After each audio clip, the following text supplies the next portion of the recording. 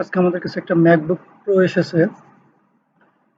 এটার যে সমস্যা হচ্ছে সেটা হচ্ছে এটার অপারেটিং সিস্টেম ওপেন হয় না এবং ল্যাপটপটা প্রচণ্ড পরিমাণ গরম হয়ে যায় এবং ব্যাটারি ব্যাকআপও ঠিক মতো দিচ্ছে না, একদমই জিরোতে বন্ধ হয়ে যায়। এটা আমরা দেখবো এখানে চার্জিং শো করে, রেড লাইট জ্বলে, ল্যাপটপ ওপেন হয় আমাদের, কিন্তু আমাদের ল্যাপটপটা ব্যাকআপ দেয় না এবং অপারেটিং সিস্টেম চালু হচ্ছে না। আসলে আমরা খুলে দেখবো এটা কি সমস্যা।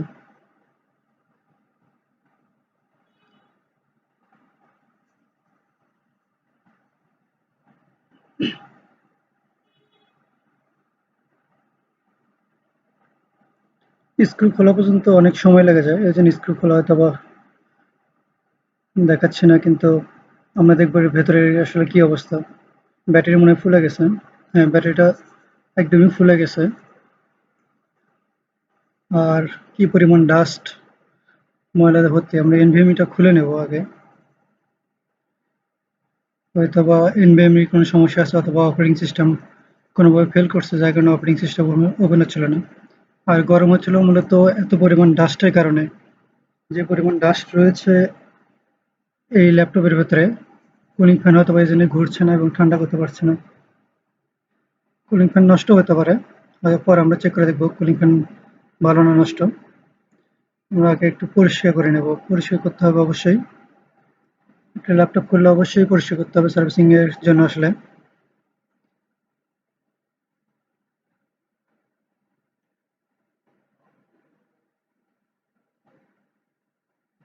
আমরা এগুলো রিবনগুলো খুব সাবধানে খুলে নেব।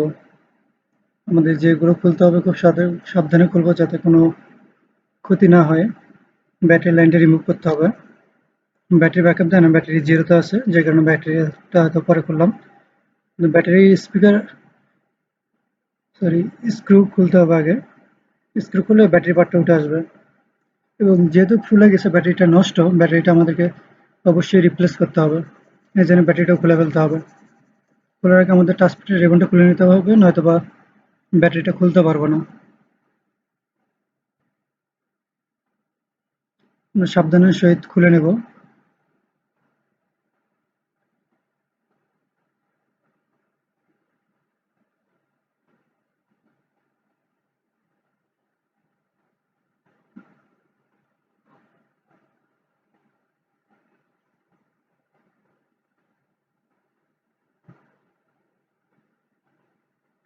অবশ্যই সাবধান থাকতে হবে যাতে আমাদের রিবনটা কোনোভাবেই নষ্ট হয়ে না যায়।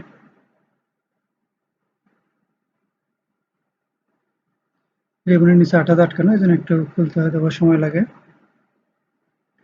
আমাদের ব্যাটারিটাও খুলে নিতে হবে, কারণ ব্যাটারিটা নষ্ট, এটা রিপ্লেস করতেই হবে।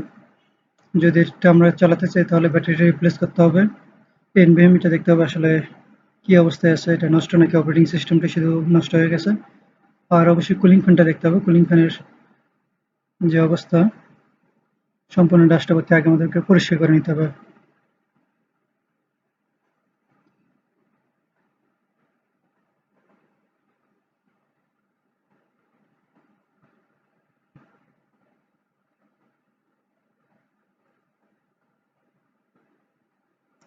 ব্যাটারি খোলার জন্য আমাদেরকে টুইজার অথবা ওপেনার ইউজ করতে হবে, কারণ ব্যাটারির নিচে শক্ত আঠটাতে আটকানো থাকে। আমাদের সাবধানের সহিত সম্পূর্ণ ব্যাটারিটা খুলে নিতে হবে। আমাদের ব্যাটারি খোলা হয়ে গেছে, ব্যাটারিটা অনেক ফুলে গেছিল, যার কারণে ব্যাটারি নষ্ট। আমরা কুলিং ফ্যান খুলবো। কুলিং ফ্যান খোলার জন্য আমাদেরকে অবশ্যই প্রসেসরের হিটসিঙ্ক খুলে নিতে হবে।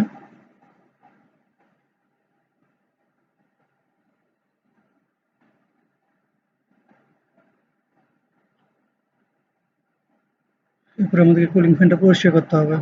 হয়তোবা ডাস্টের কারণে ঘুরছে না, নয়তোবা নষ্ট, অনেকদিন না ঘোরার কারণে নষ্ট হয়ে গেছে। কুলিং ফ্যানটা আমরা সুন্দরভাবে খুলে পরিষ্কার করে নেব। ভেতরে ডাস্টটা একদম ভর্তি ছিল।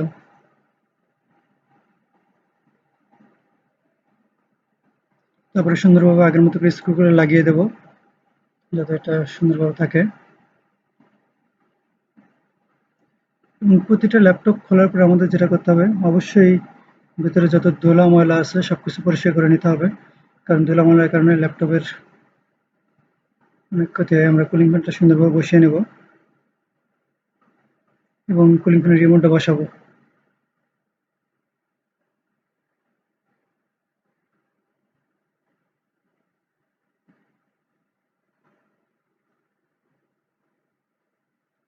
অবশ্যই আমাদেরকে প্রসেসরের যে হিট সিঙ্কটা আছে তার সঙ্গে যে পেস্ট লাগানো থাকে থার্মাল পেস্টটা অনেক সময় শুকিয়ে যায়, যার কারণে প্রসেসর হিট সিঙ্ক পর্যন্ত আর হিটটা দিতে পারে না, যার কারণে প্রসেসরটা প্রচণ্ড গরম হয় এবং এই কারণে প্রসেসর নষ্ট হওয়ার সম্ভাবনা থাকে। ওই জন্য অবশ্যই আমরা যে ল্যাপটপগুলো সার্ভিসিংয়ে আসবে এগুলোর প্রসেসর সুন্দরভাবে পরিষ্কার করে আবার নতুন করে আমরা থার্মাল পেস্ট লাগিয়ে দেবো। এর জন্য আগে শুকিয়ে যাওয়া পেস্টগুলো অবশ্যই সুন্দরভাবে পরিষ্কার করে নিতে হবে প্রসেসরের উপর থেকে এবং হিট সিঙ্কের উপর থেকে পরিষ্কার করতে হবে, যাতে আগেরগুলো না থাকে, কারণ আগের শুকনাগুলো থাকলে এখানে হিটটা ট্রান্সফার করতে পারবে না, যার কারণে প্রসেসরটা শুধু গরম হবে, হিট সিঙ্ক পর্যন্ত যাবে না এবং কুলিং ফ্যান এটাকে ঠান্ডা করতে পারবে না। ঠান্ডা করতে না পারলে নষ্ট হয়ে যায়। আমরা নতুন পেস্ট লাগিয়ে নেব। এরপর আগের মতো করে আমরা হিট সিঙ্কটা লাগিয়ে নেব প্রসেসরের উপরে।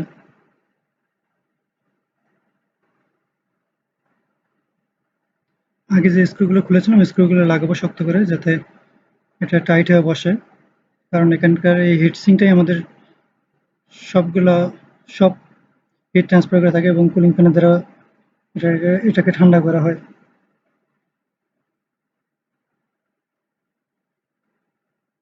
আগে যে স্ক্রুগুলো আমরা খুলেছিলাম ওগুলো সবগুলো লাগিয়ে নেব এবং সুন্দরভাবে ফিটিং করে নেব। অবশ্যই আমাদেরকে সাবধানের সহিত থাকতে হবে যে স্ক্রু যেগুলো খুলেছিলাম ওগুলোকে আমরা আগের জায়গায় সুন্দরভাবে লাগিয়ে দেবো, কারণ প্রত্যেকটা স্ক্রুই ল্যাপটপের বডিকে শক্ত করে ধরে রাখে এবং যাতে নড়াচড়া না করে। এই কারণে আমাদেরকে স্ক্রুগুলো আগে জায়গা মতো বসিয়ে নিতে হবে।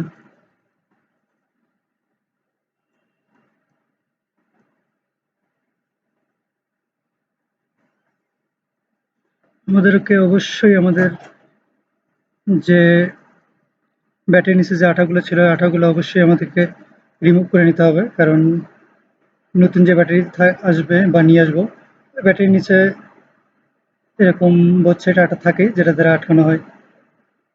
এই আঠার কারণে আমাদের ব্যাটারিটা অনেক শক্তভাবে বসে থাকে এবং নড়াচড়া করে না।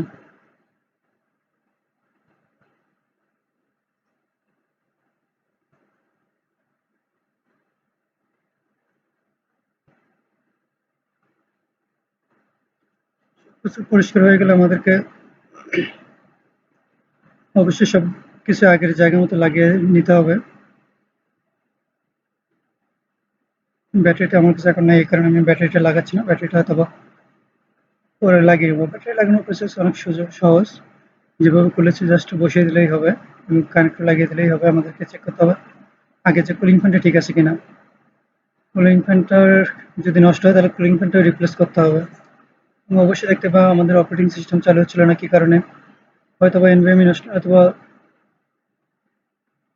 আমাদের অপারেটিং সিস্টেমটাই নষ্ট হয়ে গেছে, নতুন করে অপারেটিং সিস্টেম ইনস্টল করতে হবে। আমরা এখানে ম্যাক অপারেটিং সিস্টেম ইউজ করতে পারি এবং উইন্ডোজ 10 সেটাও ইউজ করতে পারি। এটা আমাদের আসলে যেভাবে আমরা ইউজ করে অভ্যস্ত আমরা সেভাবে ইউজ করে থাকি।